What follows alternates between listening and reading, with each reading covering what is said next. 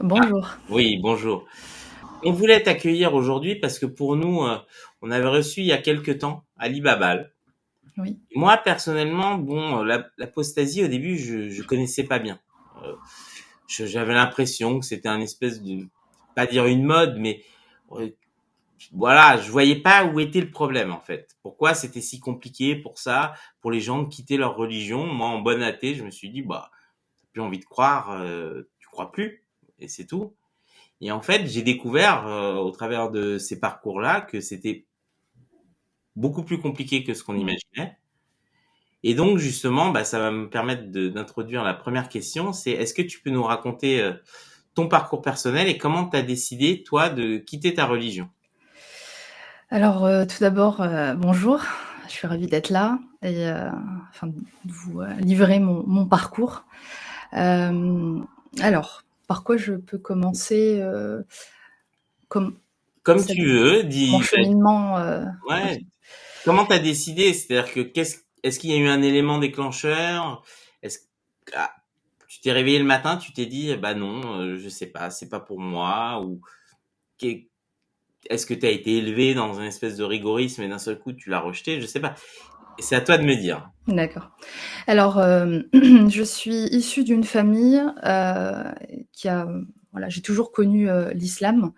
Donc plutôt traditionnel, c'est-à-dire que voilà, en fait, comme la majorité des musulmans, je parle pour la France, euh, pratiquent des rites sans forcément être impliqués totalement dans l'islam. Donc voilà, pour décrire un peu l'islam traditionnel. Moi, j'étais dans cet islam-là et dans ma phase de cheminement, j'ai été une musulmane, on va dire ignorante. Voilà, j'ai été voilà, je suis née dans une famille musulmane, donc j'ai évolué avec ça puisque c'était tout à fait naturel, voilà pour moi. Euh, C'était limite, voilà, hein, enfin c'est culturel, voilà. Et puis par la suite, plus voilà, plus je commençais à avoir de l'intérêt vis-à-vis de cette religion, plus je découvrais en fait que je n'étais pas simplement une musulmane, mais plus, on va dire, une musulmane sunnite.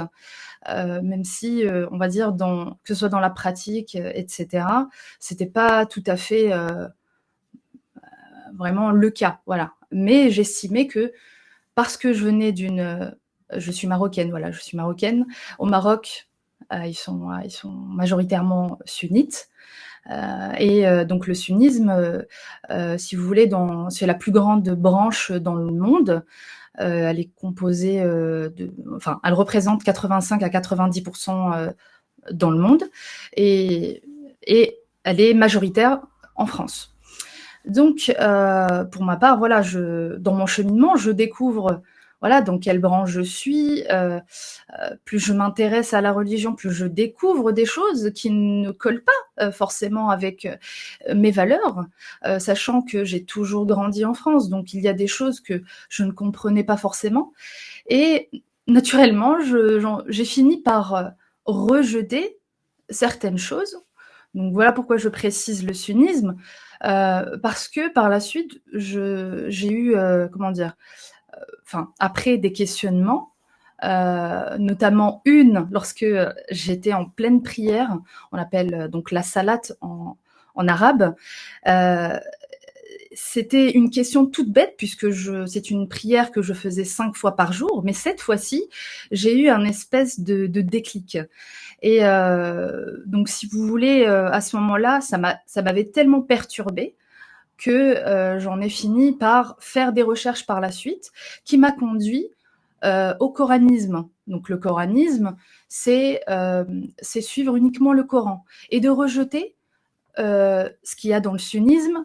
euh, le Coran, enfin, on a le Coran et on a les hadiths et les quatre écoles, etc. Donc là, pour ma part, j'avais pratiquement tout rejeté et j'étais restée uniquement sur le Coran, qui pour moi semblait être, on va dire, du bon sens, voilà, puisque c'est un livre divin, d'essence divine, donc je ne voyais pas l'intérêt de suivre des paroles humaines, si vous voyez ce que je veux dire. Et donc par la suite, à ce moment-là, je ne savais pas que j'avais apostasié, puisque sachant que le sunnisme est quand même majoritaire dans le monde, eh bien j'étais de facto ce qu'on pourrait appeler une mécréante, une kéfira. Voilà.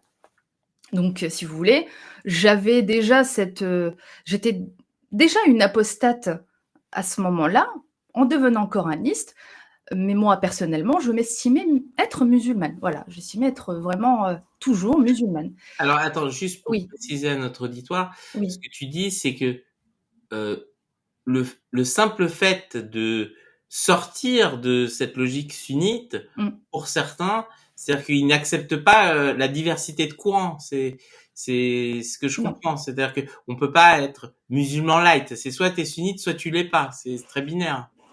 Oui, certains diront que, enfin, l'islam, voilà.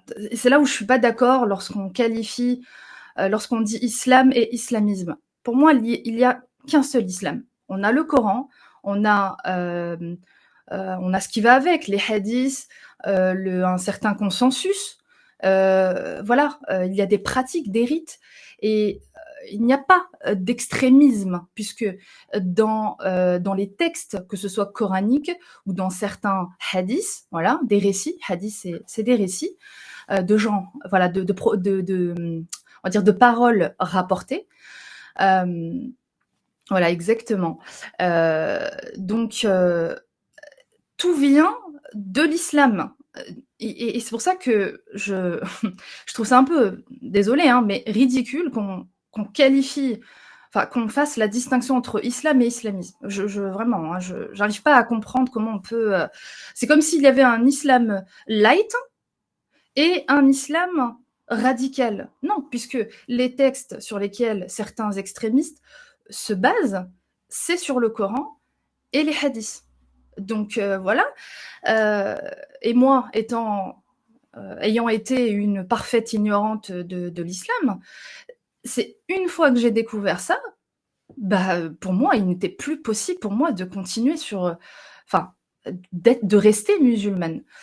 Et je ne sais pas si j'ai répondu à votre question. Si, non, mais Oui, c'est intéressant. C'est-à-dire que ce que tu dis, on va dire, ce que moi je comprends, c'est que beaucoup de gens, et effectivement, mais c'est valable pour beaucoup de religions, oui, le pratiquent par culture familiale, tradition, oui, etc.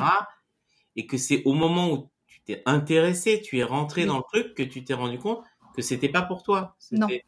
Et effectivement, c'est intéressant parce que souvent, il y a quelque chose moi qui m'a frappé récemment. C'est la question sur la Genèse. Mhm. Euh, Adam et Ève, pourquoi ils sont chassés du paradis? Parce que donc le serpent leur donne le fruit de la connaissance, c'est-à-dire qu'ils vont acquérir la connaissance.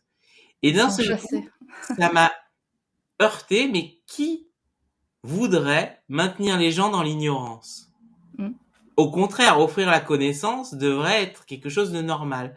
Et d'un seul coup, juste cet événement qui est dans tous les textes sacrés, c'est-à-dire du judaïsme au christianisme et dans l'islam, d'un seul coup, tu dis, il y a un problème avec la notion de connaissance. Oui, C'est-à-dire que la connaissance ne doit pas être accessible. Il y a la tour de Babel aussi. C'est-à-dire que d'un seul coup, il y a quelque chose et donc on a une on maintient les gens dans l'ignorance comme si la connaissance n'était accessible qu'au divin. Et c'est vrai que moi, quand j'ai vu ça, j'ai dit, mais au contraire, la connaissance, c'est la vie. C'est ce qui nous fait de nous des gens meilleurs. Donc c'est bizarre, en fait. Et donc je peux comprendre effectivement ton cheminement parce que d'un seul coup, quand tu t'interroges vraiment sur les textes, tu te rends compte que il y a des trucs qui n'ont aucun sens.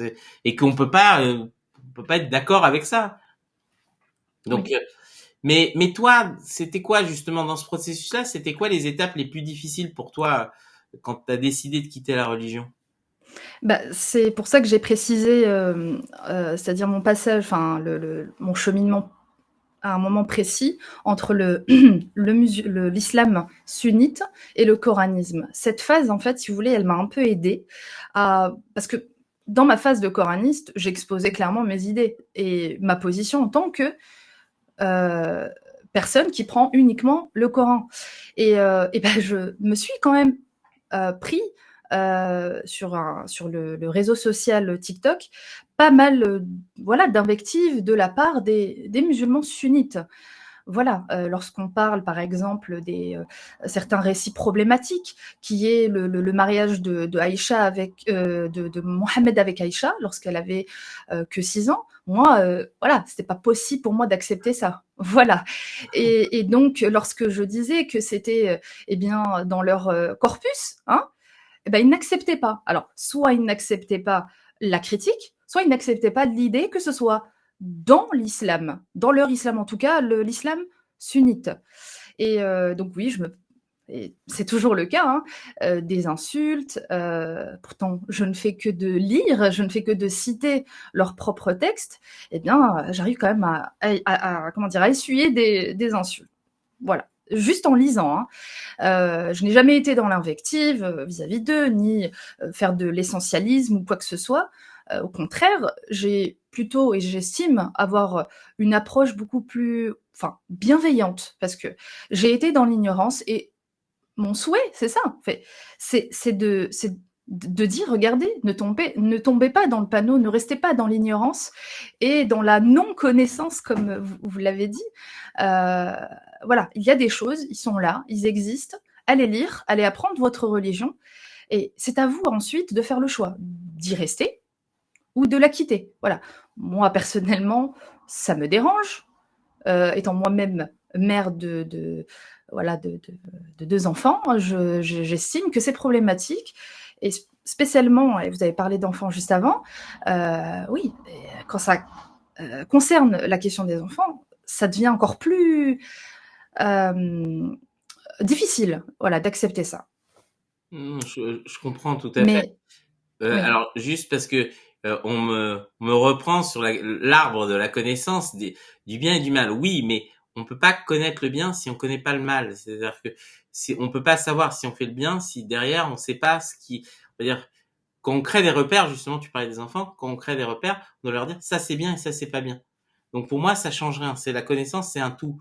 C'est-à-dire que ce truc, mais voilà, c'est quelque chose qui moi m'interroge. Mais bon, voilà, mais je comprends ce que tu dis. Effectivement, la question des enfants, c'est très sensible parce que aujourd'hui, mais toutes les religions, on endoctrine les enfants. C'est-à-dire que on leur dit c'est comme ça et on les accoutume à des traditions. On va leur dire bah tiens, toi tu vas pas manger le samedi et toi tu vas faire tant de prières par jour ou je ne sais pas qui va aller au paradis. Il y a un certain nombre de choses et en fait, les enfants, ils sont perméables, donc et en plus, ils respectent leurs parents. On va dire, on est tout pour eux. Donc en fait, ce qu'on leur dit, c'est une parole divine quasiment de leur point de vue. Et donc c'est vrai que bah, les valeurs qu'on leur transmet, si elles sont déjà pas très stables ou un peu pétées, comme on dit, c'est compliqué. oui. Voilà. Mais mais alors justement, ça, vis-à-vis de ta famille, tes amis, comment ils ont réagi? Parce que souvent alors parfois ça se passe bien, mais généralement ça peut être source de tension, non? Oui. Alors, pour ma part, sachant que là, je vais vous parler enfin, de ma mère, voilà, sachant que j'ai toujours enfin, comment dire? Heu, toujours dit la vérité, si vous voulez, sur mes pensées vis-à-vis de telle ou telle chose. Voilà, c'est pour moi important de discuter de tout avec mes parents et notamment ma mère, lorsque je lui ai dit que voilà, moi le sunnisme ne m'en parle plus, je veux plus en entendre parler et pour moi c'est, voilà, c'est des conneries. Donc, moi j'ai quitté tout ça donc, bon, si voilà, je vais même citer certains hadiths, voilà, très problématiques. Et j'ai ressenti, si vous voulez, à ce moment-là, une espèce de soulagement d'elle. Puisque, si vous voulez, moi, dans ma famille, j'étais pratiquement la seule qui faisait la prière, qui était vraiment impliquée, si vous voulez, dans cet islam sunnite. Et lorsque je lui expose ça, elle-même qui ne pratiquait pas les prières, voilà, parce que ça c'est vraiment obligatoire en islam, hein, 5 fois par jour, elle ressentait une espèce de culpabilité. Et lorsque je suis venue avec ça, avec ces informations, parce qu'on a eu, je me rappelle, l'appel avait duré des heures. Euh, j'ai ressenti vraiment un espèce de soulagement de sa part, parce qu'elle-même subissait une certaine pression vis-à-vis de cette religion, puisque elle ne pouvait pas faire la prière, elle a un problème au niveau des articulations, donc elle ne pouvait pas faire certains gestes, et donc elle culpabilisait. Et là, lorsque moi j'arrive lui apporter ça, voilà, je ressens vraiment un certain soulagement. Et on a cheminé, si vous voulez, ensemble, moi et elle. Euh, Moi, je suis un petit peu restée, enfin un tout petit peu plus longtemps qu'elle. Elle a apostasié, si vous voulez, définitivement de l'islam, si vous voulez, enfin du Coran, etc. Et de Dieu, l'idée de Dieu, le Dieu de l'islam, vraiment, enfin plutôt que moi, puisque elle a entrepris des recherches, puisqu'elle est un peu plus arabophone que moi. D'ailleurs, c'est important de préciser ça. La critique de l'islam n'est pas que en France. Elle n'est pas faite que en France et dans toutes les langues. Et donc les musulmans de France qui viennent nous invectiver pensent que c'est islamophobe, que nous sommes ou parce que on est en lien avec certaines personnes, donc forcément il y a un certain racisme, on nourrit un certain racisme alors qu'il n'y a pas aucun rapport entre les deux, je vous le dis. Donc dans ce cas-là, le racisme serait aussi de ceux qui sont à l'étranger, comme par exemple, je vais citer Mohamed Salah, qui est un islamo-critique, hein, qui justement expose les textes et qui confronte les musulmans sur leurs textes. Et on en vient à avoir des réactions vraiment très choquantes et surprenantes. Je reviens, pardon, je me suis un peu écartée. Je reviens à ma mère. Donc ma mère, on a cheminé ensemble et sachant qu'elle était arabophone, elle a, si vous voulez, compris des choses euh,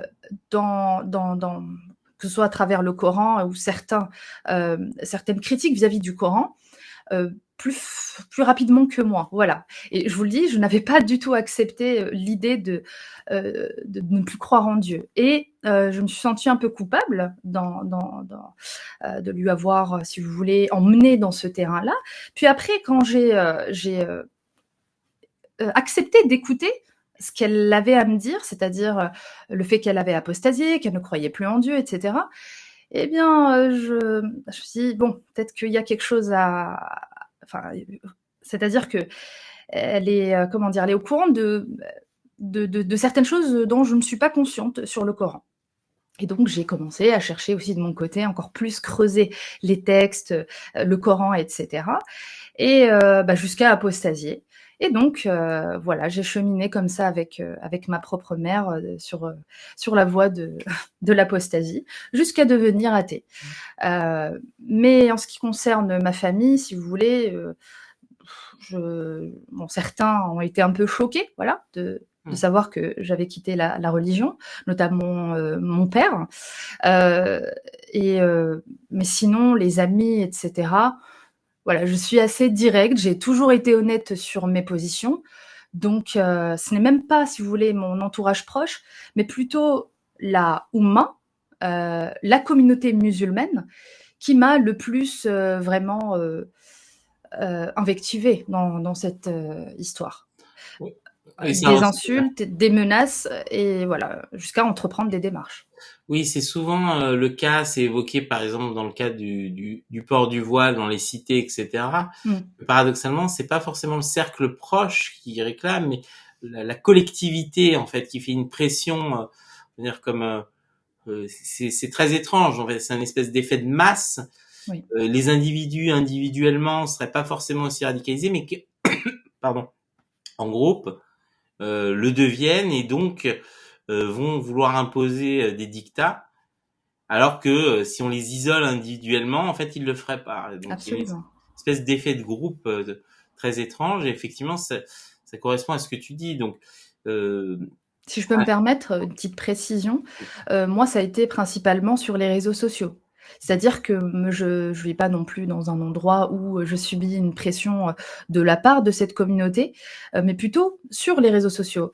Et c'est pour ça que je mène mon combat à faire savoir et connaître ce que c'est que l'apostasie et qu'il est possible, voilà, de réfléchir sur sa religion, de se poser des questions, et que on n'a pas à avoir peur ni avoir honte de se questionner.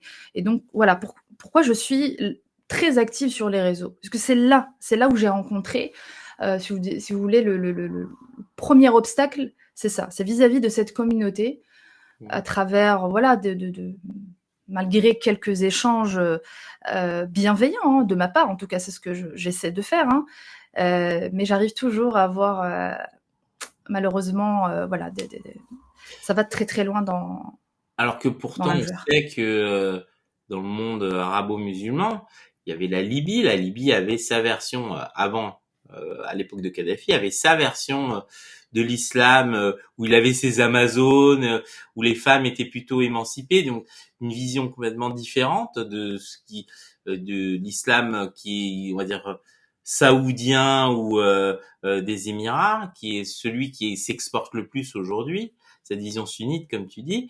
Il y a aussi l'Irak qui s'était beaucoup sécularisé, mais alors même s'il y a eu des retours en arrière, la Turquie sous Atatürk, qui justement, les gens ont commencé à s'interroger, à changer des règles, à se dire non, ça n'a aucun sens, etc., à évoluer. C'est-à-dire que pour moi, le processus de ce que j'ai appelé sécularisation de toutes les religions, de se poser des questions, est-ce que ces règles sont toujours valables? Est-ce que c'est humain et c'est même sain? C'est-à-dire, on doit toujours être capable, mais pour tout, hein, soit en entreprise, dans son travail, dans ses études, même dans son couple, de se remettre en cause.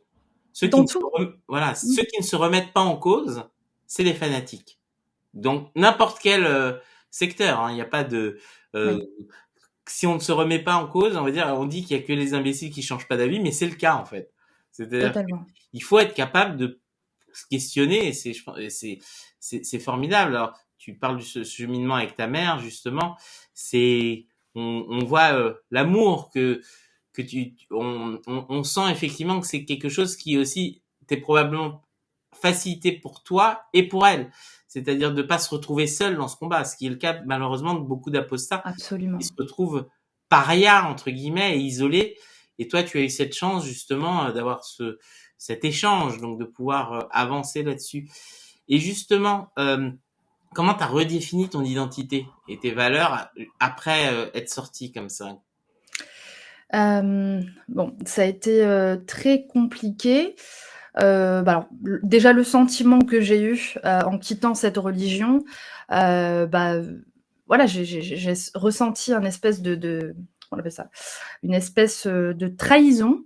J'ai été, enfin, c'est pas facile hein, pour un être humain de sentir qu'il a été manipulé et que tout ce à quoi tu croyais, ben c'était des foutaises, voilà, c'était du n'importe quoi, que on a même participé à véhiculer cette image qui est fausse de l'islam qu'on connaît aujourd'hui, parce que l'islam, encore une fois, je le répète, l'islam c'est l'islam, il n'y a pas d'islamisme, voilà.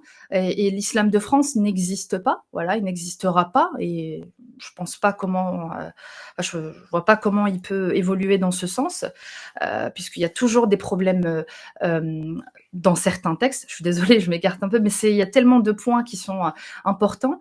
Euh, mais oui, donc donc, bien sûr, j'ai eu une phase de déni. Hein. Je suis passée par cette phase de déni qui est le coranisme. Et ensuite, lorsque je suis sortie de tout ça et que j'ai appris que, en quittant cette religion, eh bien, je suis condamnée. Ma vie est condamnée. Voilà. Je ne sais pas si je peux employer le terme je ne sais pas si on doit choisir nos mots Non, sur non, YouTube. non, on n'est pas sur TikTok, t'inquiète Oui, pas. parce que je filtre vraiment au maximum les termes.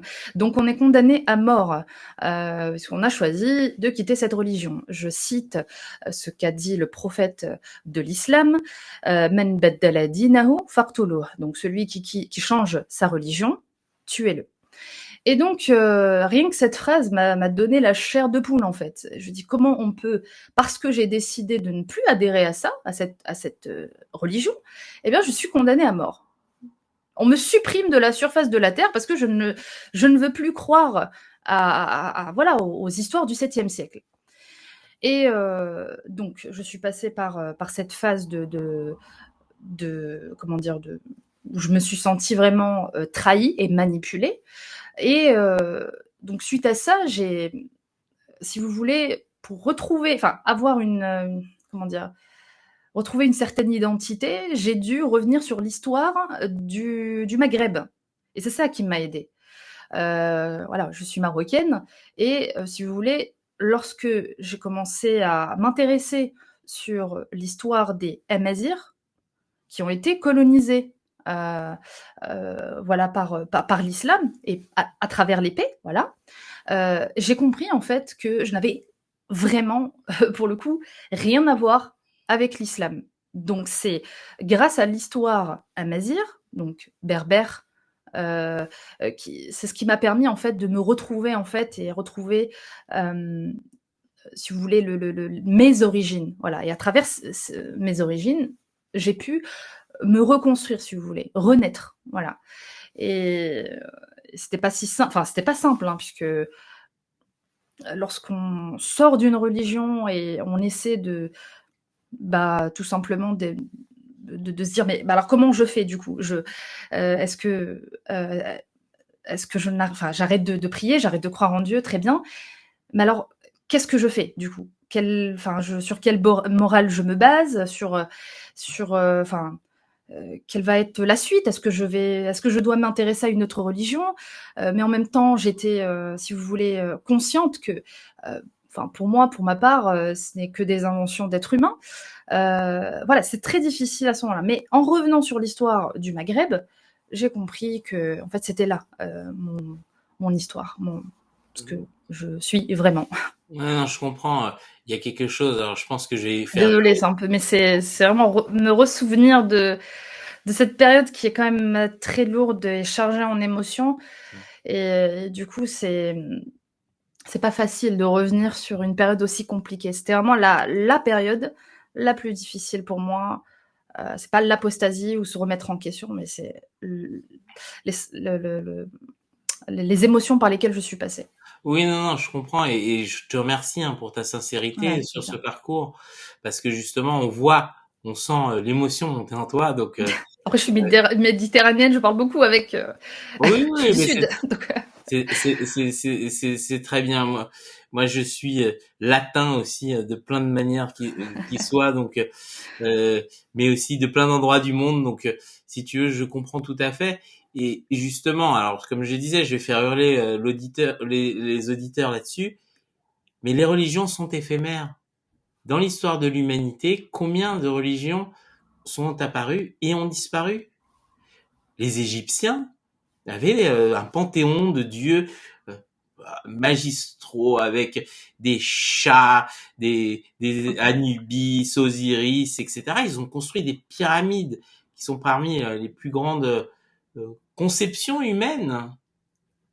Et leur religion a disparu. Les Grecs, la Grèce ancienne, qui avait aussi Zeus, Apollon, Aphrodite, etc., ça a disparu. Les religions babyloniennes, les religions, euh, on va dire, souvent ne sont que un moment dans l'histoire, à remplacer par d'autres religions, généralement. mm. Mais Ou des fois mute, hein, des fois oui, change complètement tout à fait. l'essence de base en fait de ce qu'a été la religion ou le mythe. Enfin, et on finit par avoir quelque chose qui est d'ordre, on va dire tradition, enfin une tradition, une espèce de culture, voilà. Bah, on peut dire en France, il y a 1600, 1700 ans, les gens n'étaient pas chrétiens. C'est-à-dire que il y avait autre chose avant. Ils étaient païens, ils avaient des rites de druides. Donc tout ça, c'est effectivement euh, à l'échelle de l'humanité, c'est des moments. Mm. Alors des moments qui peuvent être plus ou moins longs. Les Égyptiens, je crois ça, leur période, je crois c'est sur 12 ou 13 000 ans quand même. On va dire les religions égyptiennes et ça disparaît. Oui. C'est-à-dire que les gens, alors on me dit que je sous-estime le witch talk. Ah oui, bon. Euh, Effectivement. Euh, mais c'est vrai que là-dessus, c'est important de se rappeler que peut-être que tes ancêtres ils croyaient pas ça et que ils ont changé plusieurs fois et ils ont cheminé et donc il n'y a pas d'absolutisme. C'est-à-dire, Bah, si vous voulez, et c'est pour ça que je vous parle d'émotion, puisque le peuple amazigh, avant l'arrivée de l'islam, enfin, au moment, pardon, de la colonisation, où l'islam s'est imposé par l'épée, ils avaient trois choix. C'était soit de se convertir, soit de payer une jizya, ou soit de mourir. oui, c'est pas vraiment des choix. Hein. Voilà, non, mais choix, mais voilà, on leur propose en tout cas quelque chose. Mais voilà, c'est pas une religion, donc voilà, c'est soit se convertir, soit parler, donc mourir, soit payer une jizya. Donc comment voulez-vous que l'islam ne s'impose pas de cette manière? Oui, non, mais bien sûr. Non, mais Donc c'est pour ça que je dis en fait, oui, bon, le peuple amazigh a subi l'arrivée de l'islam. Ils ne sont pas venus comme les témoins de Jéhovah en prêchant la bonne parole et convaincre les gens de cette manière. Non. attention, méfie-toi, hein, parce qu'aux États-Unis, les Indiens auraient beaucoup à dire sur les témoins de Jéhovah qui sont venus Bon, prêcher en tout la cas, bonne parole. je parle en tout cas de ceux voilà, qui toquent à notre porte aujourd'hui. Oui, Je veux oui, dire, tout c'est à fait, mais pour, les Amérindiens ont oui, subi, alors, en Amérique du Nord, donc c'était les protestants avec les Quakers, donc protestants qui venaient et qui leur imposaient, hein, eux-mêmes, on leur laissait pas trop le choix, c'était soit tu oui, deviens chrétien, soit la mort. Et en Amérique du Sud, avec les populations indigènes, ça a été plus ou moins la même histoire avec les jésuites qui sont arrivés et qui ont, un des premiers trucs qu'ils faisaient, c'était, alors c'est très bien décrit par Claude Lévi-Strauss dans son livre Triste Tropique. Les structures des villages indigènes étaient en cercle, avec au centre l'espace de cérémonie, etc., des halls communes, etc. Le premier truc que les jésuites faisaient, ils rasaient le village et ils mettaient les maisons en ligne. Ce qui faisait qu'ils cassaient complètement toute la structure sociale du cercle, et donc des cérémonies, etc. Et au centre, le bâtiment au centre, c'était l'église. Et donc, d'un seul coup, en fait, ça broyait la culture de ces gens, puisque ils n'avaient plus le choix, on cassait leurs repères. Donc effectivement, voilà, c'est c'est très bien. Et c'est là où j'aimerais ajouter quelque chose en parallèle par rapport à l'islam. L'islam ne s'adapte pas à une société, il la remplace. hmm, Et c'est exactement ce qu'a subi le peuple berbère. Voilà, il impose par sa force, comment dire, sa domination à travers, voilà, de ce que représente l'islam, hein, de ce qu'on connaît, voilà, l'esclavage en islam, enfin, qui n'a pas été aboli, alors que certains musulmans enfin, revendiquent l'idée que l'islam a aboli l'esclavage. hmm, C'est faux, voilà. D'ailleurs, il y a même, c'est Eleanor Roosevelt qui a justement, lors de sa, comment dire, je crois que c'est en Arabie, je sais plus, en tout cas les dates, je l'ai plus, mais c'est elle qui a fait en sorte que ce soit banni, voilà, interdit. Les femmes en 1800 quelque chose, j'ai plus la date en tête, mais encore récemment, ils palpaient, donc c'est-à-dire il y avait des esclaves qui étaient voilà dans un marché, voilà, et où justement voilà, elles étaient exhibées à la vente et on palpait voilà le corps et les dents pour vérifier. C'était une coutume musulmane qui d'ailleurs aujourd'hui est toujours d'actualité puisque ça n'a pas été aboli, ça n'a pas été abrogé, ça voilà. En tout cas dans les textes islamiques, il n'y a rien qui fait mention que ça n'existe plus ou qu'on ne peut plus le pratiquer.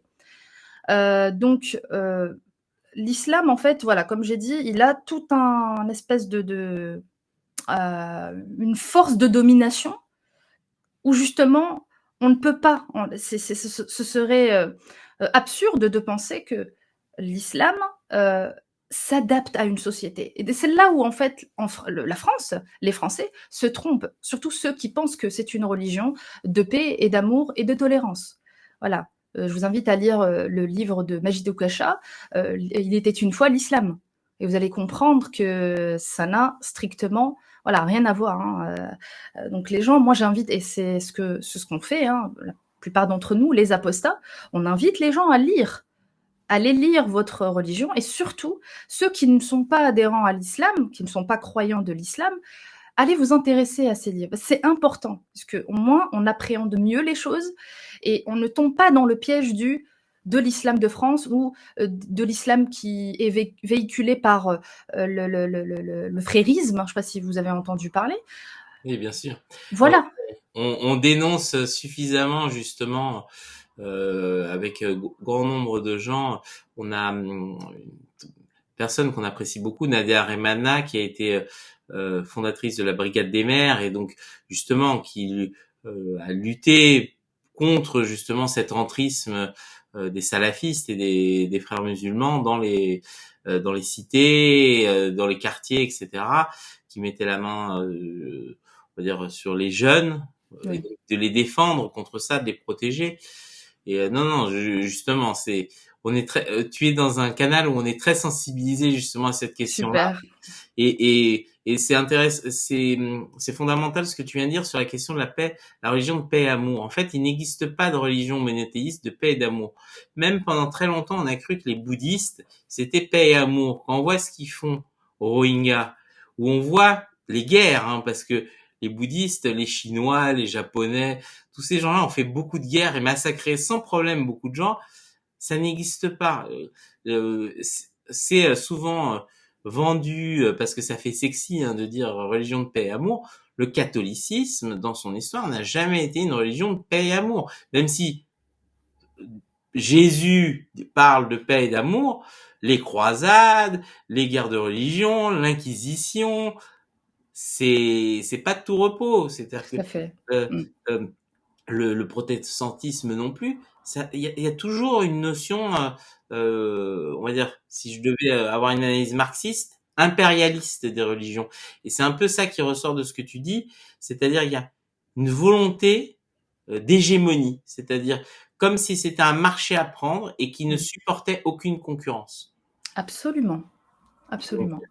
et j'avais justement une question, parce que toi qui es bien au fait de cette communauté des apostasies, qu'est-ce que tu penses justement sur l'état de la liberté de quitter une religion dans le monde aujourd'hui?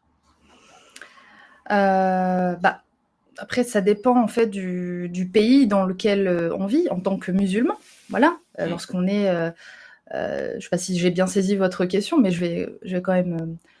Enfin, Mais en de ce que France. toi tu constates, tu vois, est-ce que tu as l'impression que en France c'est plus difficile ou dans le Ah oui, reste? justement.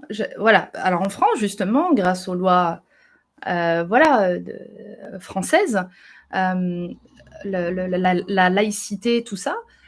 Ben oui, il est plus facile, si vous voulez, on ne risque pas la peine de l'apostasie. Alors que dans des pays comme l'Afghanistan ou là où on applique encore, si vous voulez, la charia, hein, la charia, euh, et là oui, c'est sûr que c'est plus difficile pour le musulman d'apostasier. Il y réfléchit à plusieurs fois avant de dire quoi que ce soit ou de critiquer, voire même voilà, que ce soit de s'exposer et de dire ce qu'il pense de la religion. Ne serait-ce que je ne suis pas d'accord avec un seul hadith. Voilà, parce que en refusant certains hadiths, c'est aussi apostasier. Voilà, ça il faut le savoir. C'est pour ça que je vous dis, lorsque je suis passée par le coranisme, je ne savais pas que j'étais apostate. Voilà, mon statut était clair et je n'étais pas au fait. Et donc oui, en France, euh, il est facile d'apostasier. Le problème, c'est qu'on va avoir la pression communautaire, de la communauté, qui pèse sur nous. Nous qui avons choisi de quitter la religion. Et ce qui, en tout cas, leur pose problème, c'est que ils viennent nous dire, et c'est très gentil, hein, de nous demander de vivre notre vie. On veut bien vivre notre vie, mais lorsque, je vous donne une petite anecdote à travers un live TikTok que j'avais fait, c'était vraiment au tout début, hein, lorsque j'ai apostasié officiellement, j'avais fait un live où je mangeais pendant le Ramadan. Et à ce moment-là, j'ai reçu de la part des musulmans qui faisaient le ramadan, qui s'abstinaient de manger ce jour-là, eh bien, des invectives. C'est tout simplement parce que voilà, j'ai une tête de, de maghrébine. Eh bien, honte à moi, on m'a traité de mécréante, de voilà d'égarée, et que je devrais aller me cacher, que je devrais avoir honte, que je faisais honte à ma famille, etc. Et donc là, ça a vraiment créé chez moi une espèce de colère, parce que je m'étais dit, bon, bah écoute, je vis en France, mais apparemment, je n'ai pas le droit de faire ce que je veux, même à travers un live. Donc, oui, on ne risque pas l'apostasie, pardon, la peine de l'apostat, mais des injonctions, des insultes, des menaces aussi, ça va jusque-là, pour nous empêcher de parler de ce qui est problématique en islam, et plus précisément dans le sunnisme. Donc, ils cherchent à nous faire taire, à ce que justement on n'expose pas ce qui dérange, ce qui voilà. Euh, et voilà, et ça fait que en France, malgré les lois qui nous protègent, si vous voulez, même si on se sent un peu abandonné, nous apostats de l'islam, qui risquons justement cette, cette règle en islam, malgré ça, on reçoit une pression de la communauté. Dans les autres pays, notamment par exemple au Maroc, je parle vraiment que pour le Maroc parce que c'est mon deuxième pays, la peine de l'apostat n'est pas exécutée. Par contre, c'est-à-dire celui qui décide, qui choisit de quitter cette religion, n'a pas le droit de le crier sur tous les toits, donc qui est limité. Si vous voulez, bon, s'il va loin dans le prosélytisme, parce que c'est ce qu'ils disent, hein, faire du prosélytisme de l'athéisme. Alors que bon, je, Pardon, je, je m'étouffe, je, mais bien sûr, je suis tout à fait d'accord avec vous, il y a de quoi s'étouffer. Mais non, c'est lorsqu'on on se revendique athée ou non croyant, même, ou déiste, hein, et qu'on voilà, qu'on a décidé de quitter cette religion, bah c'est être hors la loi dans les pays comme ça, malgré voilà le fait que bah, le Maroc avance dans la laïcité, tout ça, voilà, et est en voie. Mais le problème, on arrive encore à avoir ce genre de problématique, c'est de faire taire ce qu'ils estiment une minorité, et je ne pense pas que ce soit une minorité, c'est juste que les personnes, s'ils n'en parlent pas, c'est qu'ils ont peur, c'est tout. Ils ont peur de la répression, mais aussi le rejet de la communauté, mais aussi de la famille. Faut savoir que si un membre de la famille, hein, qui est musulman, découvre qu'un membre de la famille quitte la religion, ben en fait, il se doit d'aller comment dire, dénoncer. le dénoncer. Voilà, merci. Voilà. Oui, non, mais C'est pour c'est. ça que je vous dis, c'est. Oui, oui, non, mais Allez, c'est bon, c'est moi, je suis athée 100%, si tu veux. Donc, je je suis très rétif au discours religieux parce que pour moi, justement, comme tu l'as dit, ce n'est que des écrits des hommes qui ont été plus ou moins inventifs. Alors certains ont bien écrit, d'autres moins bien. Certains ont fait des panthéons, des religions très complexes, très intéressantes. D'autres, bon, c'est moins qualitatif, on peut dire ça comme ça. J'ai un petit, j'adore les religions justement polythéistes parce que je trouve que elles expriment mieux la complexité de l'humain parce qu'il y a toujours des dieux malfaisants, des dieux positifs, etc. L'amour, l'amitié, le message, le vent, la terre. oui. On va dire chaque mystère qu'à l'époque les hommes ne comprenaient pas était généralement matérialisé par un dieu précis. Mais c'est vrai que voilà, c'est cette violence, c'est toujours impressionnant à quel point cette question est violente. Moi qui ai des origines brésiliennes, il y a quelque chose qu'on disait et qu'on dit toujours, c'est il y a plusieurs choses avec lesquelles on discute pas de ses amis, avec ses amis, c'est football, religion et les femmes. Oui, c'est La des religion, sujets. Ouais, exactement. C'est-à-dire, c'était les sujets de discorde, en fait.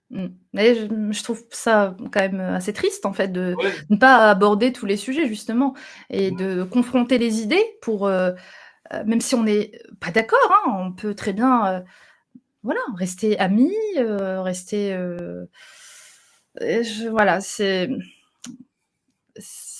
la problématique qui est un peu plus présente, je trouve, lorsqu'on parle, on aborde les religions. Et tu as pas des pressions, style de gens qui viennent sous un regard bienveillant, qui veulent essayer de te faire revenir dans la religion? Oui, bien sûr, évidemment.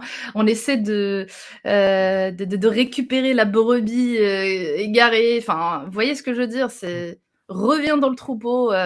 Tu seras mieux avec nous, t'inquiète pas.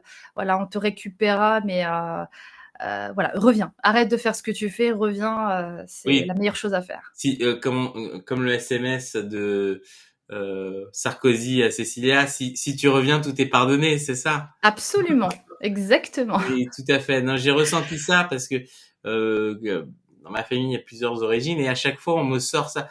Mais tu sais, le jour où t'arrêteras tes bêtises, on t'accueillera. Et moi, je dis, mais c'est pas des bêtises, je vais pas changer. Mais je sens, en fait, et régulièrement, ça revient comme ça. Tu vois, genre, C'est ouais, pour ça quand même, que pas essayer un peu comme ça. Non. Mais bon. Et c'est là où, en fait, la religion musulmane, en tout cas islamique, n'a vraiment pas de différence des autres idéologies, en fait. Il y a un endoctrinement, on essaie de se forcer pour certaines personnes, en tout cas, même si ne pratiquent pas, ils se forcent à croire, ils veulent rester dans la communauté. Je comprends, c'est difficile de se sentir rejeté, mais il y a parfois, il y a des moments où il faut faire des concessions. Moi, j'ai choisi, puisque voilà, j'ai toujours été dans les réseaux, je m'expose, mais parce que voilà, je n'ai pas envie de tomber dans leur jeu, qui est d'essayer voilà, de jouer avec c'est-à-dire par la pression. Voilà, on va diffuser ton image, on va essayer de te mettre la pression, etc. Je ne voulais pas tomber, donc j'ai pris l'initiative de me montrer directement pour justement limiter ce genre de stratagème pour faire taire les gens. Mais bien sûr, j'ai continué à avoir voilà, à recevoir des insultes et tout ça, et aussi des gens qui m'invitaient à revenir dans la religion. Voilà. généralement, ils sont trop bienveillants. Oui. Ces gens-là. C'est tout est Mm. amour. C'est tentant. J'aurais leur dire, et peut-être si vous lâchez un petit billet, tu vois, on sait pas. Ah oui, oui. Mais ils seraient capables, hein, je pense. Ouais, je pense, hein, je sais pas. Mais en tout cas, moi personnellement, enfin, vraiment, ma liberté, hein, aujourd'hui, vaut tout l'or du monde, et je ne reviendrai pour rien au monde dans cette religion, puisqu'il n'y a rien qui me correspond. Je suis Non, pas mais du tout en phase avec les idées du 7e siècle. je comprends tout à fait. Et d'ailleurs, pour toi, quelles sont les ressources ou les réseaux de soutien que tu recommanderais à ceux qui, comme toi, Mhm. envisageraient de quitter l'islam ou une autre religion? C'est-à-dire des groupes ou Oui, tout à fait. d'une association, c'est ça? Oui, Oui. ou des gens à suivre, je veux dire, parce que Oui, c'est bien sûr. un parcours quand même généralement personnel, donc les gens peuvent se sentir assez isolés. Donc, Bien vers sûr. quoi tu les orienterais, toi? Au-delà de voir ta chaîne et de t'écouter, toi. Bien sûr, au-delà de la mienne, bien sûr, j'invite vraiment à découvrir l'association MELP, MEELP. Donc, c'est une association qui a été créée justement pour les personnes dans cette situation difficile, pour justement ne pas se sentir isolées, de trouver du soutien. D'ailleurs, voilà, il y a des choses qui ont été mises en place pour voilà, des espaces d'échange, même de l'entraide, alors que ce soit entre apostats, mais aussi de la part de cette association, et qui permet en fait voilà, de soutenir voilà, les gens qui apostasient et qui se retrouvent du jour au lendemain, voilà, sans rien, ce qui n'a pas été mon cas, mais il y a plusieurs personnes qui sont retrouvées complètement rejetées de tout le monde, hein, que ce soit de la famille, les amis, et même de la communauté, hein. Et ça, vous allez me dire, c'est tout à fait normal. Et donc il y a donc l'association, mais vous avez aussi le cercle des apostats, qui justement, c'est un Discord. Voilà, c'est l'application Discord, où justement en fait ils accueillent toutes les personnes qui veulent du soutien, qui cherchent voilà, de l'écoute, etc. Donc voilà, et aussi pour ne pas se sentir isolé dans ce cheminement qui est l'apostasie. Voilà. Il y a une, Et ensuite, ouais, il y a oui. une question dans Coustinger. Est-ce que Mademoiselle Étincelle, donc je pense que c'est pour Sparkle, Ah oui, ok. prévoit de faire des interventions dans des écoles? Bah, écoutez, j'ai plusieurs projets que je ne peux pas dire. Mais alors ça, c'est quelque chose, c'est vraiment, il faut du soutien de certains, comment dire, que ce soit de l'éducation nationale ou voilà, je peux pas arriver dans les écoles comme ça et dire oh là là, écoutez-moi, voilà, il y a un problème en France et c'est celui-là. Je ne peux pas faire ça. Non, c'est un projet qui doit, comment dire, bien être ficelé pour déjà que ce soit à travers, je sais pas, une documentation, tout ça, et plusieurs intervenants et dans plusieurs écoles pour exposer cette problématique et prévenir dès l'âge, vraiment dès l'enfance, euh, ce genre de choses, pour que l'adulte, le futur adulte, puisse avoir conscience qu'il a le droit, qu'il vit déjà dans un pays de droit et de liberté, voilà, et que plus tard, en fait, qu'il ne doit pas répondre à cette pression qui est faite sur le musulman. Voilà, s'il a envie de quitter la religion, il la quitte. Il n'y a aucun problème avec ça. Il ne doit pas répondre à la pression communautaire. Donc oui, c'est vrai que je suis en lien avec plusieurs apostats et on discute justement de ce genre de projet pour, bien sûr, dès l'enfance, on puisse voilà, porter une autre, on va dire une autre facette de l'islam, mais aussi la critique et la liberté de conscience, de choix, etc. Je suis désolée, j'essaie de faire plus court, mais c'est un Ah sujet non, vraiment mais qui demande vraiment justement, tu sais que d'être. c'est pour ça que justement on a développé ces entretiens parce que parfois une pensée a besoin d'un certain temps pour s'articuler. Oui, Et, et voilà, et sur des sujets comme ça, généralement, on va te mettre 10 minutes à la oui, télé c'est et très on va te court. poser trois questions, voilà. Donc c'est vrai qu'on essaye d'être un peu différent. Alors, tu as déjà répondu à cette question, mais je vais quand même la poser. Est-ce qu'avec le recul, tu as des regrets?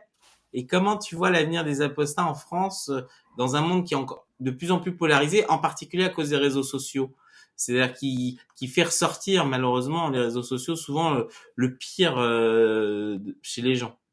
Oui, l'avenir des apostats. Oui, Je veux est-ce dire, que tu as des regrets? Déjà, je pense qu'on a oui. la réponse. Alors non, j'ai zéro regret et au contraire, je suis fière de mon parcours, et enfin, tout le parcours, hein, que ce soit même par les émotions par lesquelles je suis passée. Vraiment, je suis très fière et contente de m'être sortie de l'endoctrinement. C'est pas facile de sortir d'une telle religion. Voilà, qui est vachement active aussi sur les réseaux, et de dire eh oh, je ne pense pas comme vous, voilà, je suis différente. Voilà, c'est très dur. Donc aujourd'hui, non, zéro regret et au contraire, je pousse à la critique et à s'interroger sur sa religion pour décider consciemment de rester ou non dans la religion. On peut très bien rester, mais voilà, se dire musulman et ne pas accepter. C'est pas moi qui va vous faire apostasier. Malheureusement, c'est l'islam. Mais vous avez le droit de penser que vous êtes musulman. Donc zéro regret. Et pour ce qui est des apostats, ça a toujours existé, et dans toutes les religions. Et ce qui fait la différence avec les apostats de l'islam, c'est qu'il y a toujours cette loi voilà, qui existe toujours, en fait, qui est toujours applicable aujourd'hui en 2024. Mais c'est juste en fait la pression qui fait que certains apostats ne vont pas prendre les devants, en parler et exposer la problématique sur les réseaux sociaux. Et l'avenir, en fait, va dépendre uniquement du courage voilà, de certains apostats. Vous avez des personnes qui vont abandonner la cause, et puis d'autres qui vont tenir et aller jusqu'au bout et combattre cette que ce soit la répression et voilà, la pression de la communauté sur nous. Voilà, moi en tout cas, c'est ce que je fais, c'est que j'essaie de faire abstraction vraiment de cette pression de la communauté pour avancer dans la critique. Je suis très active sur X, et c'est vraiment là pour moi un espèce de un espace de liberté totale pour moi. Je trouve qu'il n'y a pas de censure, voilà, et vraiment je suis dans ma liberté d'exposer clairement les textes, de montrer que l'islam, voilà le vrai visage de l'islam. Donc moi je continue en tout cas de mener ma barque dans la critique de l'islam. Je le fais à ma manière, voilà, je n'estime pas avoir, euh, comment dire, toutes les connaissances, mais le peu a fait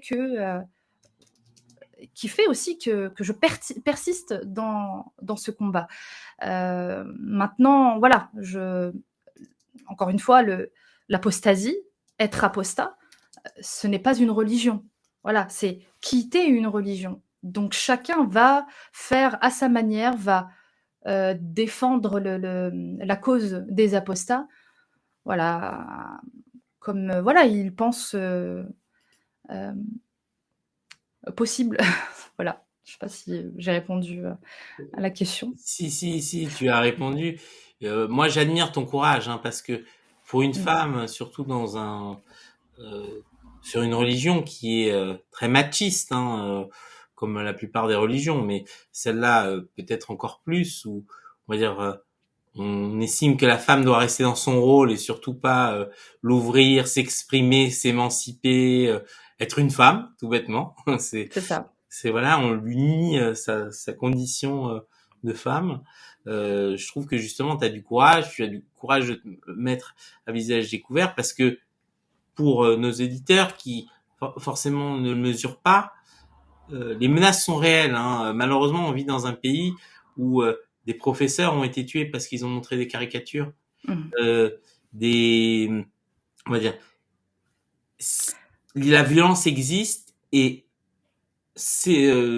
on n'est jamais à l'abri d'un fou, de quelqu'un qui décide d'un seul coup, qui dit celle-là, c'est une impie, c'est voilà, une mécréante et voilà, ça attire, on sait que ça attire cette logique-là et que c'est grave et que justement, ouais, c'est pour ça que le, il faut, on est là aussi, on a parlé au départ, avant l'émission, de la protection des enfants. Ben, en tant que pays, on doit protéger aussi les gens comme toi qui décident de s'émanciper de tout corpus religieux. Absolument. Parce que si on le fait pas, ben on est un État failli, quoi. Donc C'est euh, tout ce qui manque en France. ouais, tout à fait. Et alors, pour conclure, est-ce que tu as un message à transmettre aux personnes justement qui envisagent l'apostasie et qui se posent des questions sur leur foi? Est-ce que tu as quelque chose à leur dire là-dessus? Eh bien, encore une fois, ils peuvent très bien, comment dire, se poser des questions. Ils ne sont pas obligés voilà, de dire qu'ils sont apostats ou de se sentir exclus de la communauté ou quoi que ce soit. Le but de la critique n'est pas de faire sortir les gens de la religion, mais de tout simplement de leur faire prendre conscience de ce que c'est que l'islam et d'arrêter avec cette idée que la religion musulmane est une religion de paix et d'amour. Non. Allez vérifier votre livre. Et donc, la personne qui est en cheminement, voilà, qui se pose des questions, tout ça, je l'invite voilà, à rejoindre, que ce soit le MELP ou le Cercle des Apostats, de discuter, de poser des questions à des gens qui peuvent leur apporter des réponses. Et voilà, maintenant, nous sommes beaucoup, et j'allais dire Dieu merci, hein. Nous sommes maintenant beaucoup hein, à se montrer, à critiquer cette religion et à défendre la voix des apostats. Voilà. Et il y a voilà, c'est vrai que il faut justement, en tout cas c'est ce que je fais moi pour ma part, je parle donc de l'association Le MELP ou du Cercle des Apostats, qui sont des lieux d'accueil et d'échange pour permettre justement à ces gens-là qui sont dans cette phase de questionnement de rejoindre et de discuter avec des personnes qui sont déjà passées par là. Voilà. Après, bon, si les personnes choisissent de rester musulmans, eh bien, c'est pas un souci. Mais c'est déjà, je trouve, courageux euh, de se questionner et de remettre en question sa religion. Et ben vraiment merci Chana. Avec plaisir. Euh, je me battrais pour te réinviter justement peut-être avec Ali Babal parce que c'est un vrai sujet cette question de l'apostasie. Je pense que c'est mal connu par la jeunesse musulmane, c'est-à-dire Mmh. comme tu as dit qui souvent continue à pratiquer dans l'ignorance qui alors attention hein, mon but c'est pas d'être prosélytiste pour encourager tout le monde à être athée mais juste encourager les gens à s'interroger, c'est-à-dire Parfait. pouvoir Ouais. se poser des questions. Juste se poser des questions. Je pense que se dire, ben, est-ce qu'un mec qui monte des caricatures, il mérite d'être décapité? Ben, peut-être si on s'interroge là-dessus, on se rend compte que c'est débile. Et donc, Mmh. c'est pas grave. Et qu'il y a des choses graves dans la vie, et que ça, c'est pas grave. Ben, peut-être que si, alors, je dois être horrible mécréant de dire ça, mais c'est une réalité. Ce qui est grave, c'est les gens qui dorment dans la rue. C'est les personnes âgées qui sont isolées. C'est les gens qui peuvent pas trouver des médicaments pour se soigner. Ça, c'est grave. Mais se moquer, de textes anciens ou quoi, mais non, ça, c'est pas grave. Mais, et sauf que, bah, on vit dans une espèce d'inversion globale de valeurs où ce qui est grave, c'est des choses sans importance et ce qui ne l'est pas, on va dire, c'est des choses quand même fondamentales. Les guerres, ça c'est grave. Mais Mmh. les, on va dire les enfants qui meurent sous des bombardements, ça c'est ultra grave. Oui. Mais se moquer d'une religion, quelle qu'elle soit, ça devrait Ça ne jamais. devrait. Oui, bien sûr. C'est quelque chose de trivial. On devrait, comme on peut se moquer de son conjoint, de l'humour. S'il y a plus d'humour, ça va être chiant la vie. Je suis Absolument, désolé. je suis tout à fait d'accord. En tout cas, moi, en tout cas, sur X, j'aborde la thématique de la critique de l'islam avec sarcasme et dérision, justement, pour apporter un peu de légèreté, même si je sais que ça énerve beaucoup de musulmans. J'essaie, en tout cas, de dire, voilà, il y a une façon aussi de parler de l'islam, mais voilà, on parle de l'islam, de l'idéologie, mais pas des musulmans, voilà. Et malheureusement, et si je peux conclure avec ça, ce serait magnifique, c'est il ne faut pas tomber dans le piège de l'amalgame entre le musulman et l'islam. Donc, comme je l'ai dit avant, il y a des musulmans qui s'estiment musulmans, mais qui ne pratiquent pas l'islam. Voilà. Et qui sont ignorants de leur religion. Et justement, là où il ne faut pas faire d'amalgame, puisque c'est-à-dire que la critique de l'islam, ce n'est pas être raciste, puisque, comme je l'ai précisé bien avant, il y a des islamo-critiques dans les pays arabes ou maghrébins ou voilà, ou un peu partout dans le monde. Ça existe. Il suffit juste de chercher voilà les gens, voilà, quelques noms ou apostasie dans le monde, on va dire les noms qui ressortent le plus hein, des gens connus, qui d'ailleurs sont pas mal suivis hein, dans le monde arabe, de gens qui critiquent l'islam et qui exposent l'islam. Il y en a sur TikTok, sur YouTube, sur X aussi, j'en suis pas mal. Et donc, critiquer l'islam n'est pas du racisme. On critique une religion, une idéologie. Voilà.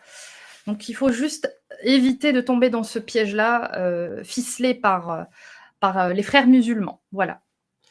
Ben, merci beaucoup, Shana. Avec plaisir. Félicitations pour ton courage. Je Merci pense qu'on beaucoup. se reverra parce que c'est un sujet, moi, qui me passionne et je sais que beaucoup de nos auditeurs, justement, aiment voir ces parcours-là parce que ça inspire. C'est important de montrer que il y a plein de parcours différents et que justement on veut pouvoir donner la parole aux gens comme toi qui ont eu des parcours variés mais aussi hein, si d'autres ont des parcours de spiritualité et veulent nous expliquer Ben, on pourra les entendre aussi parce que tous les parcours sont intéressants. Ce qui est important, c'est toujours de se poser des questions. Donc merci, Absolument. merci à Avec toi. plaisir. On Merci. va